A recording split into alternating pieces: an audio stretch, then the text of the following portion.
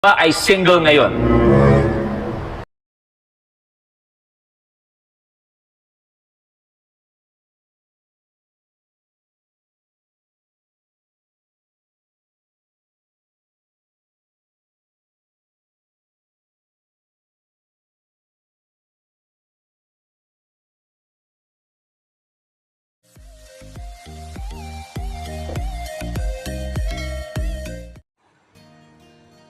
Latest update, Paolo Avellino.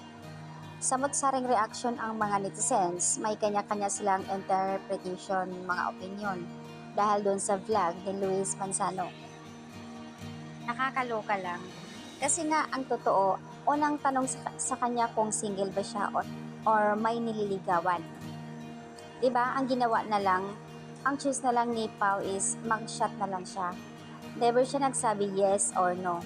Kasi the more na magsasabi siyang yes or no, maraming mga hanash, iba-iba ang mga negative comment sa kanya. Hindi lang yon, syempre mababash si girl or siya, lalo na may movie siya, so hindi dapat niya, wala dapat siyang sasabihin. Kaya mas pinili na lang niya na magsashot na lang siya. O di ba nga, ang galing ni Pao. And that's our opinion, and this is my own interpretation na everyone entitled to their opinion, right?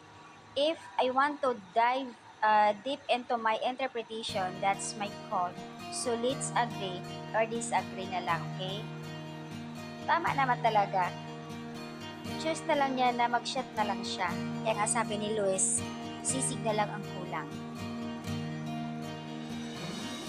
Ay, yung iba naman talaga na dahil hindi sumagot si Pao, Janine Israel, yun din ang kaagad ang comment nila. Kasi nga, ang hirap sumagot si Pao. Maraming mga issue na hindi pa matapos-tapos hanggang ngayon between Janine and Kim. Kaya nasa gitna lang, tama lang yung decision niya, mag-shot na lang siya.